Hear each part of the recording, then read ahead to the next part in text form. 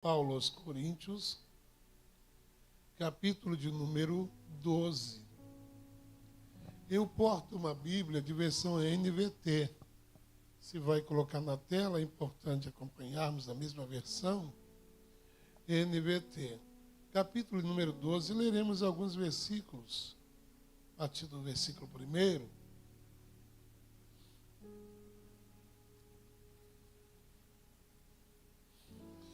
O texto diz assim: é necessário prosseguir com os meus motivos de orgulho, mesmo que isso não me sirva de nada. Vou lhes falar agora das visões e revelações que recebi do Senhor. Conheço um homem em Cristo que há 14 anos foi arrebatado ao terceiro céu. Se foi no corpo ou fora do corpo, não sei, só Deus sabe. Sim, somente Deus sabe se foi no corpo ou fora do corpo. Mas eu sei que tal homem foi arrebatado ao paraíso e ouviu coisas tão maravilhosas que não podem ser expressas em palavras. Coisas que a nenhum homem é permitido relatar. Da experiência desse homem, eu teria razão de me orgulhar, mas não farei. Na verdade, minhas fraquezas são minha única razão de orgulho. Se quisesse me orgulhar, não seria insensato de fazê-lo, pois estaria dizendo a verdade. Mas não farei, pois não quero que ninguém me dê crédito além do que pode ver em minha vida ou ouvir a minha mensagem. E ainda que eu tenha recebido revelações tão maravilhosas, portanto, para evitar que eu me tornasse arrogante, foi-me dado um espinho na carne, um mensageiro de Satanás, para me atormentar e impedir qualquer arrogância. Em 3 ocasiões, supliquei ao Senhor que removesse, mas Ele me disse: minha graça é tudo que você precisa. A minha graça é tudo que você precisa. Em outras versões, a minha graça te basta. Mas eu gostaria que você ministrasse para alguém e dissesse: a graça de Deus é tudo que você precisa. Muito bem. Vamos lá. É interessante a expressão de Paulo quando ele expõe sua sensibilidade no tocante às suas fraquezas. É muito gracioso a forma que ele fala de si. Conheço um homem, se no corpo ou fora do corpo, eu não sei, que foi arrebatado até o terceiro céu. São expressões maravilhosas que nos impactam.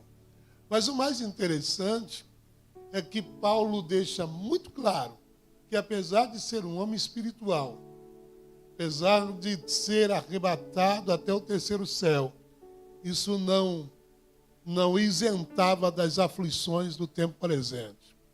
Ele diz bem claro: um mensageiro de Satanás. Ele me esbofeteia, ele me amargura.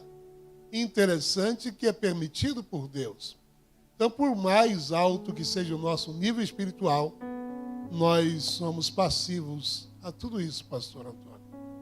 Às vezes as pessoas não nos entendem. Óbvio que existe um propósito, havia um propósito soberano nisso, que era exatamente impedir com que ele se exaltasse, embora tivesse motivo.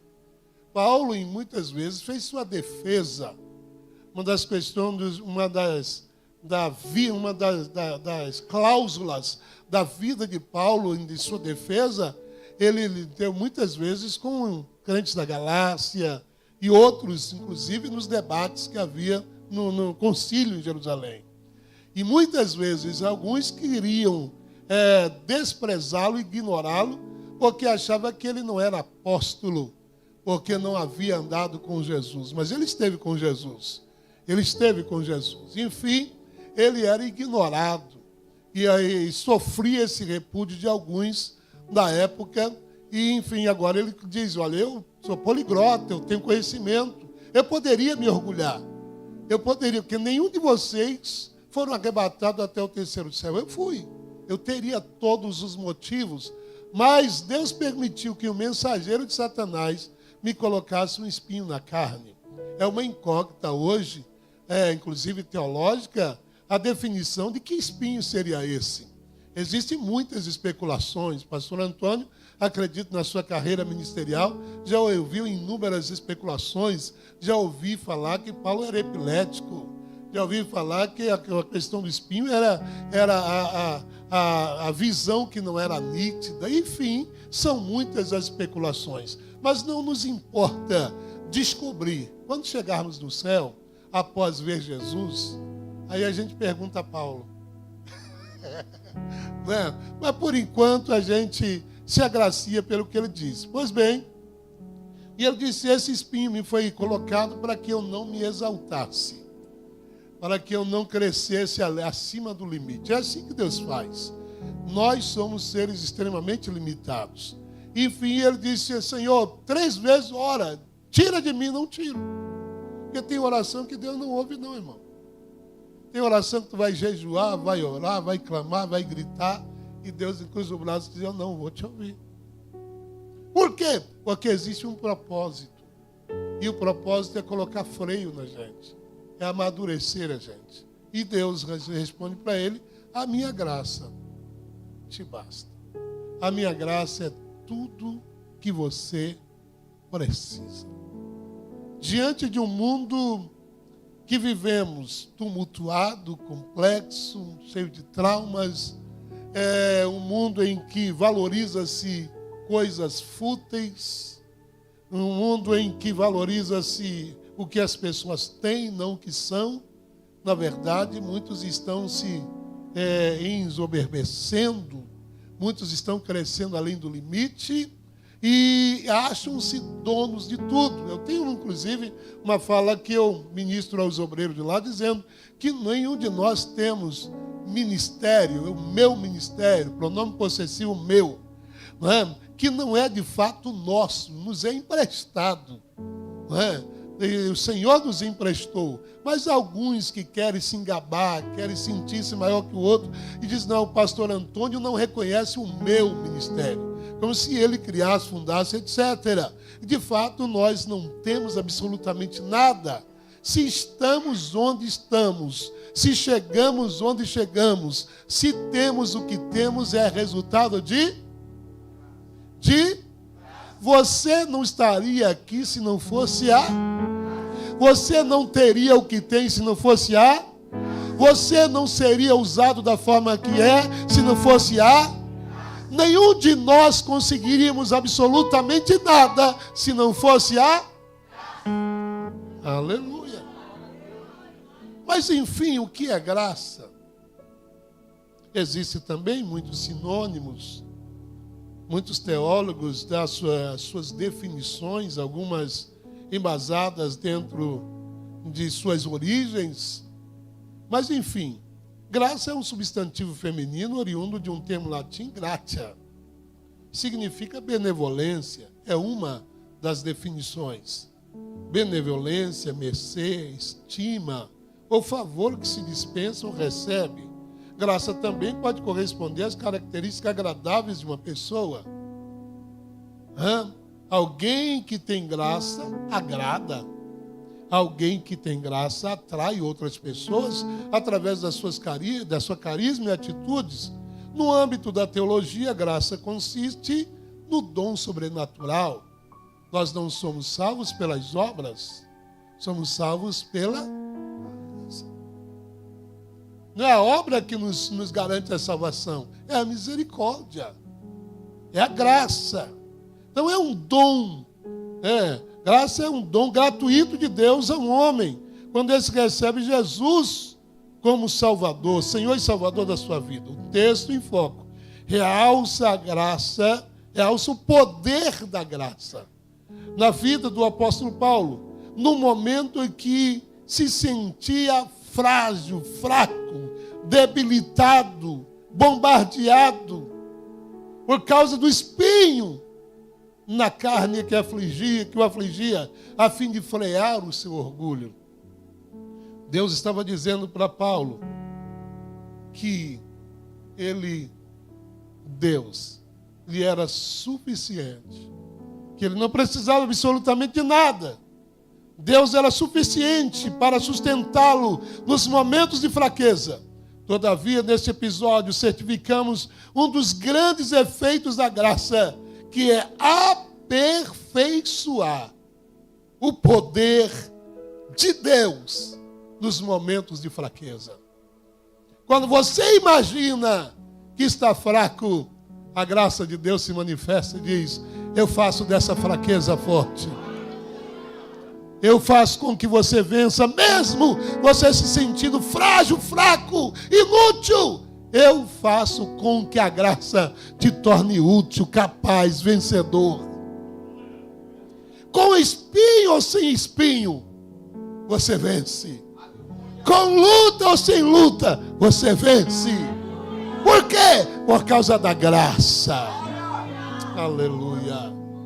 Então observamos que um dos grandes efeitos da graça é nos fortalecer em momentos de fraqueza. Escute mais. Observando por esse prisma, quero destacar outros efeitos que a graça promove em nós por meio da fé.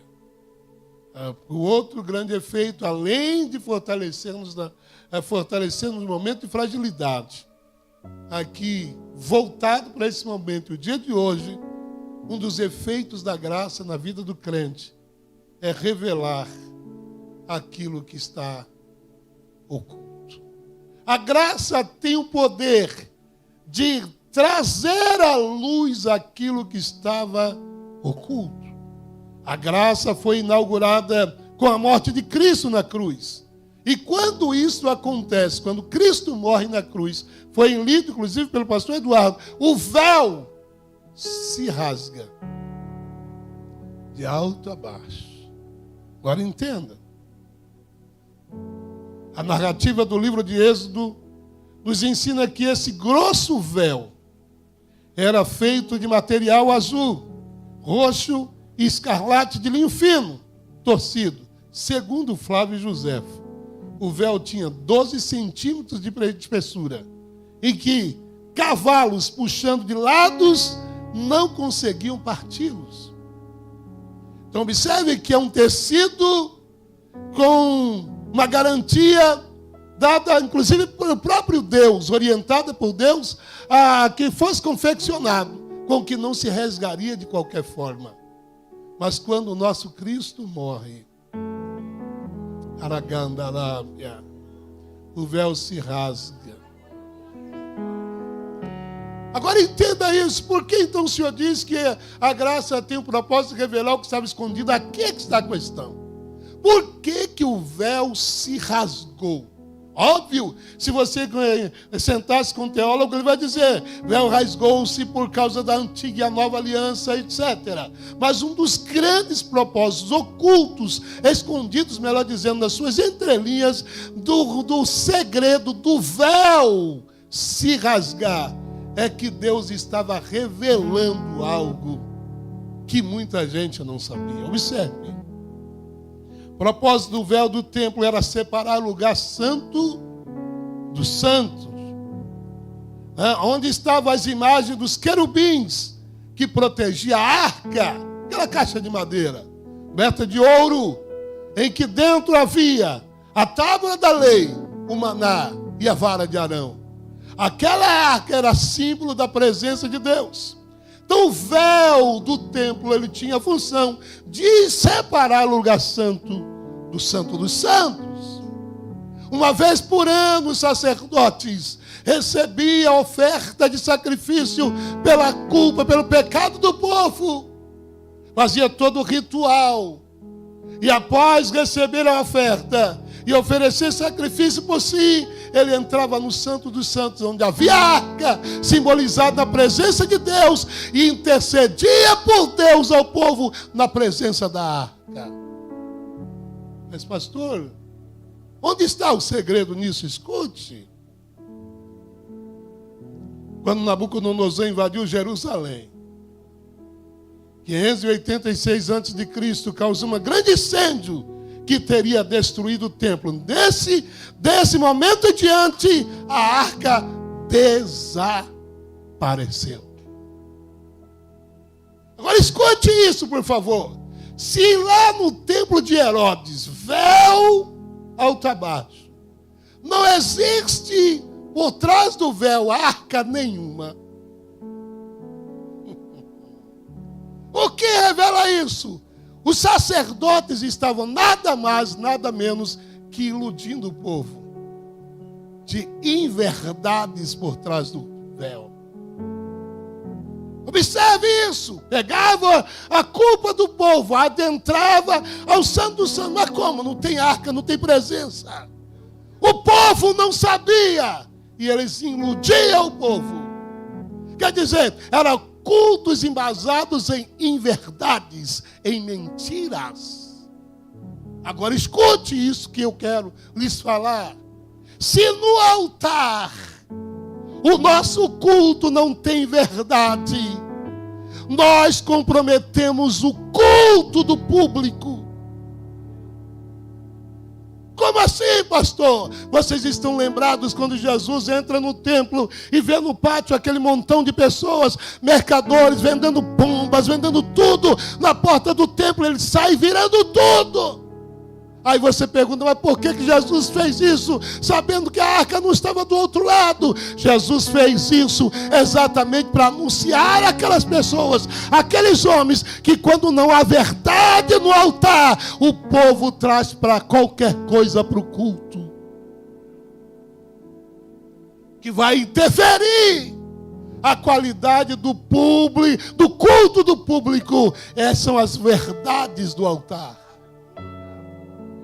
Aleluia. Quando o altar não tem verdade, o povo traz qualquer coisa. Mas quando o altar tem verdade, o povo cumpre as regras estabelecidas para uma oferta. Observe bem que acabou-se, as pessoas perderam a noção de que as ofertas deveriam vir de casa e compravam na porta do templo. Qualquer um era oferecido, animais mancos, aleijados. Aonde as ordens, as regras das ofertas não poderiam ofertar? Vamos entender então, se porventura o sacerdote fosse verdadeiro, se houvesse arca lá do outro lado do véu e alguém trouxesse um animal imundo, ele diria, esse eu não aceito. Por que ele não aceita? Porque se ele está mentindo para o público, ele também não pode rejeitar o que o público traz para oferecer. Então o que Deus está dizendo, que Jesus está dizendo é, eu não aceito qualquer coisa, mas eu vou revelar que o culto de vocês é falso. A graça vai dizer exatamente isso, que do outro lado não tem arca alguma. Quando o véu se rasga, está dizendo, não existe arca, mas a minha presença acaba-se de manifestar, dizendo, vocês agora estão tendo a graça, porque a minha graça é o que vocês precisam. Aleluia. Um dos grandes poderes da graça é desmontar ou desfazer a mentira. Aleluia. Agandarabasta guerra. Arabaixo ide exai. Pense, querido. Se não fosse para revelar o que estava escondido, qual o motivo de rasgar o véu? Se rasga, o povo aí vê que não tem arca nenhuma do outro lado. Senhores obreiros, se o altar, se o público não vê presença de Deus em nós, eles perdem a noção do que é adorar. Quanto mais temos a presença, mais o povo vem junto. A qualidade do culto do povo depende das verdades pregadas no altar. Quanto mais mentira houver no altar, menor é a qualidade do culto. Mas eu louvo a Deus que Betuel, aqui existe verdade. O véu está rasgado nesse lugar. O véu está rasgado nesse lugar. Não existe nada escondido, existe tudo claro. Aqui existe graça.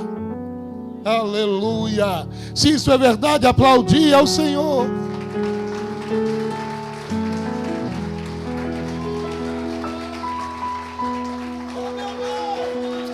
Agaio irion de guerra. Aragaio ichon de querias. Aleluia. Aragam duxai de quebia. Arichon de quebios texai. Aleluia.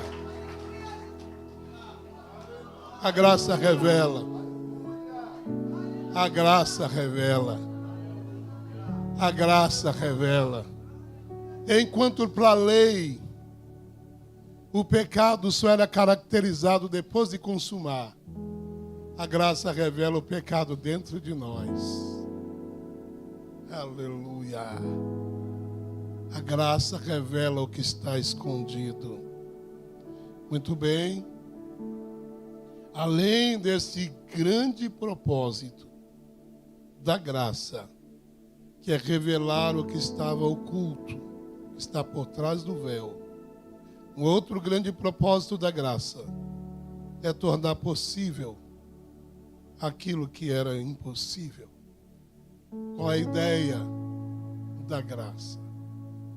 É estender a todos a possibilidade de entrar no Santo dos Santos. Com o véu, somente o sumo sacerdote. Mas o véu se rasga. Agora não é só o sumo sacerdote. Agora todos nós podemos adentrar ao Santo dos Santos. Agaiderébia. Contemplar a formosura do Senhor. Arandogérias texarabasteguéria. Ver a sua Shekinah se derramar entre nós e crescer no nível de santidade. Enquanto apenas o sumo sacerdote poderia ser caracterizado perfeito diante da presença, Deus está dizendo, você também tem acesso. O que faz essa acessibilidade? É a lei? Não, é a graça. Entre na minha presença. Deguste-se da minha presença. Satisfaça-se da minha presença.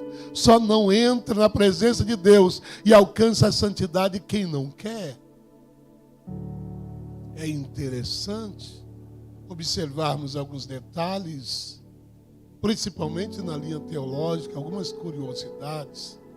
Eu acredito que o pastor Marco, tanto o pastor Antônio Marco, já ouviu alguns professores dizerem que o sacerdote trazia consigo uma corda. É bem verdade que trazia campainhas, é bem verdade, mas a corda eu não consegui encontrar. Por quê? Imagina-se que a corda serviria para quê? Se o sacerdócio adentrasse ao Santo dos Santos em pecado, ele morreria lá dentro. Segundo isso aí, são imaginações de alguns teólogos. Morreria lá dentro. E se ele morresse lá dentro, quem o tiraria? Se o segundo personagem entrasse, morreria. O terceiro morreria. O quarto morreria. Enfim, morreria toda a classe sacerdotal. Então, observe que isso não é nada mais, nada menos que imaginação. Por que, pastor, imaginação? porque era a função do sacerdote, antes de oferecer sacrifício pelo público, oferecer por si. Aí o escritor aos Hebreus nos agracia. Ele, sumo sacerdote, segundo a linhagem de Melquisedeque, não ofereceu por ele, porque nenhum pecado havia nele, mas ofereceu por nós.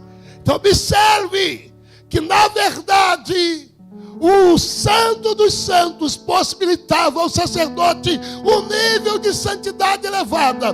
Nós descobrimos que nenhuma corda havia, e não havia, porque não encontramos o texto sagrado. Mas enfim, a possibilidade daquele homem está com vida, porque ele se ofereceu. Deus o santificou antes, e agora não apenas o sacerdote, não apenas o sumo sacerdote, mas todos os levitas, todos os servos, todos os crentes, todas as pessoas podem entrar no Santo dos Santos e receber a santidade. Aleluia. De maneira que quando o Pai olha para você,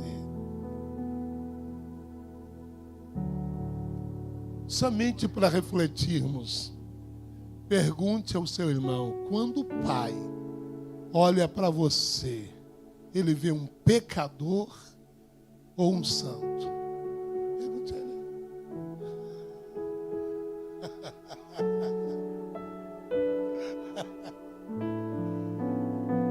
Se ele vê um pecador, já era. Mas ele nos vê santo, sim. Sabe por que que ele olha para nós e nos vê santo? Porque nós estamos cobertos pelo sangue de seu Filho. Quando ele olha para nós, ele vê o sangue do seu Filho, que nos purifica de todo pecado. Aleluia. Então a graça existe para nos tornarmos mais santos e não para nos condenarmos ao pecado. A graça não existe para te crucificar, porque o nosso Cristo já foi crucificado por nós. A graça existe para te libertar. O que a graça não liberta, ninguém mais liberta. Aleluia. Prosseguindo. A graça, ela completa o que estava faltando. Aleluia. Analise comigo que a graça não veio para abolir a lei. Jesus não veio para abolir a lei. Nós estamos vivendo um tempo muito complexo, inclusive de ensinamentos diversos, em que alguns estão descaracterizando as verdades do Antigo Testamento. Para eles, o Antigo Testamento não serve. Se não servissem, pastor Marcos, não seriam canonizados. Se estão aqui é porque precisamos dele. A grande questão é que não podemos substituí-los, ignorar um em detrimento de outro, porque um completa o outro. Então a graça veio para completar o que estava faltando. O que é a antiga aliança sem a nova? Nada. O que é a antiga com a nova? É a aliança completa. Aleluia. Então observe que ele tem o poder de completar. Ela é que nos completa diante de Deus. Quem é você? Se houvesse apenas a lei, era apenas um pecador e mais ninguém. Mas a graça veio e completou. E a ideia da graça não é acusar e nem condenar ninguém. Quando eu observo isso, eu lembro quando pegaram uma mulher em flagrante de adultério. Arrancaram-na da cama, do leito promíscuo, e levaram-na diante do mestre. E disseram: a lei nos diz que esta mulher deve ser apedrejada. Tu, porém, que dizes? Jesus permanece em silêncio por alguns minutos. Daí vem o ensinamento para nós, pastores. Quando nos é vindo uma questão que requer sensatez, não responda de imediato. Permanece em silêncio. Jesus permanece em silêncio. E em silêncio escreve com o dedo na terra. E após escrever com o dedo na terra, ele quebra o silêncio e diz: quem não tiver pecado, atire a primeira pedra. O texto diz que eles largaram a pedra e do mais velho até o menor começaram a sair. Na imaginação de alguns, por que os mais velhos primeiro? Porque tinha mais pecado. Não. Eu tenho certeza que o que Jesus escreveu ali não era acusando o pecado de ninguém, mas o que ele escreveu foi tão forte que libertou a mulher do seu pecado. Então observe isso, porque a lei acusa, mas a graça absolve. E como a graça absolve? Apontando o erro dos outros? Claro que não. Os efeitos da graça em nós é tão eficaz que não importa quem jogam pedras em nós, porque a graça nos liberta de nós mesmos. E estando liberto de nós, é impossível que alguém levante-se contra nós, porque Paulo diz que aquele que está em Cristo, nova criatura é. E quem pode levantar acusação contra os escolhidos do Senhor, se é Deus que os justifica? Então a graça, ela tem o poder de completar o que estava faltando. Olha para seu irmão e diga: a graça completou em mim aquilo que estava faltando. Aleluia. Glória a Jesus.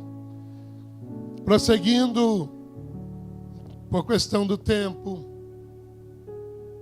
nos outros grandes efeitos da graça na vida do crente é revelar os segredos do reino. Enquanto a lei revelava a força do pecado, a graça revela o poder do reino para livrar o homem do pecado. A graça revela o poder do reino para livrar o homem do pecado. Jesus nunca forçou ninguém a segui-lo, mas o que ele apresentava aos que ouviam era impossível não segui-lo, porque nós fomos influenciados pela graça. Nós cremos e temos fé que vamos para o céu. O céu é direito nosso, conquistado na cruz, sim ou não? Mas há alguns dentre nós, pastor Antônio, que está na igreja com medo de ir para o inferno. Eu não sirvo a Deus com medo de ir para o inferno. Por que não, pastor? Porque a convicção, a graça me garante que o inferno não foi feito para mim. Espera aí, pastor. Mas se errarmos, mas eu estou tão focado no céu, que ainda que eu erre, como disse João, eu tenho um advogado que intercede por mim. Olha, escute isso. Escute esta reflexão. Por que eu não quero ir para o inferno? Pergunte vocês a mim: pastor, por que o senhor não quer ir para o inferno? Porque Jesus não mora no inferno. Se Jesus morasse no inferno, eu queria ir para o inferno. Que é isso, pastor? é que se Jesus morasse no inferno, o inferno seria transformado em céu. Então ouça isso. Eu quero estar aonde Ele está. A graça me aproxima dEle. A graça me revela o segredo do reino. O que mais me atrai é os segredos do reino do que o medo do inferno. Quando os segredos do reino te atraem, você está livre do inferno. Mas quando os segredos do reino não te atraem, você está com os passos no inferno. Então a graça, ela nos revela os segredos do reino. Quem quiser vir após mim, observe, ele disse: venham. Não, ele coloca a nossa condição. Quem quiser, venha. Renuncie-se a si mesmo. Tome todos os dias a sua cruz e siga-me. É você que decide. Além disso, outro efeito da graça é tornar acessível aquilo que nos separava. Enquanto a lei, apenas o sumo sacerdote poderia ter acesso à presença de Deus uma vez por ano, a graça abre acesso a todos os que desejam se aproximar de Deus, em qualquer momento que desejam. Ele está aqui. Ele está aqui. Ele está aqui. Entre na presença dEle. E para finalizar, grande efeito da graça é aperfeiçoar o poder de Deus naquele que se sente fraco. As adversidades, as lutas têm te tornado fraco. A graça de Deus te torna forte. Enquanto o pecado enfraquece o homem, a graça fortalece o fraco. Enquanto o pecado enfraquece o homem, a graça fortalece o fraco. Escute isso! A sua fragilidade, a sua fraqueza é muito mais forte que toda a força do inferno. Algumas pessoas perdem a noção da capacidade de alguns elementos, apesar da sua fragilidade. Observe que certa vez Jesus disse: se tiverdes fé, como? Repitam, como? Outra vez. Um grão de... Qual é o que Jesus está destacando? Observe, como o grão de mostarda, que apesar de ser a menor de todas as sementes, ela produz a maior de todas as hortaliças. Jesus não está destacando o tamanho. Não. Porque se ele tivesse destacando o tamanho, ele entraria em contradição contra ele mesmo quando ele criticou a pouca fé de alguns.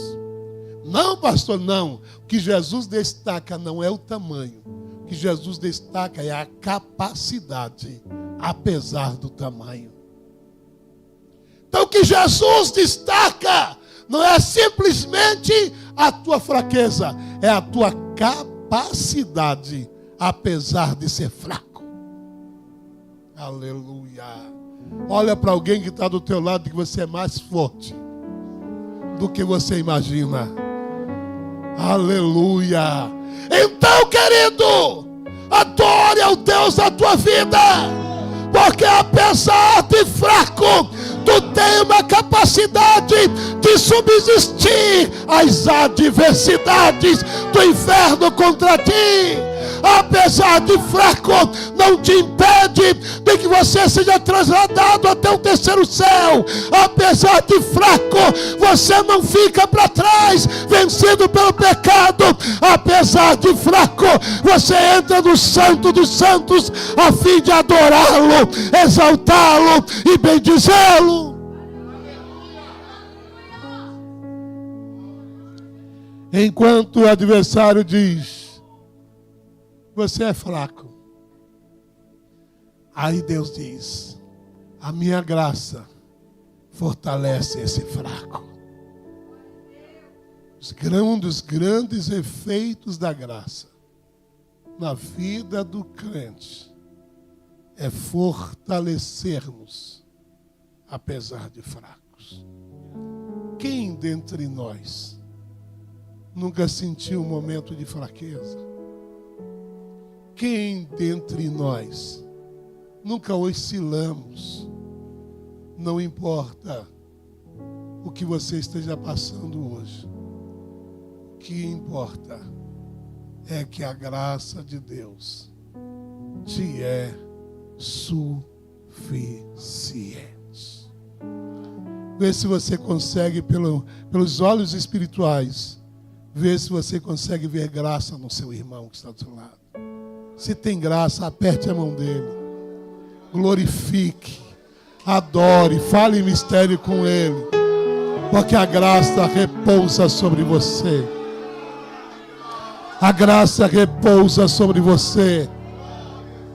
A grande investida de Satanás contra nós é que, apesar de pecadores e nos arrependemos, nós somos portadores da graça. Ele não, ele é um desgraçado. Nós somos cheios de graça. Ele caiu, nós nos levantamos. Levante as tuas mãos, aplaude ao Deus da tua alma.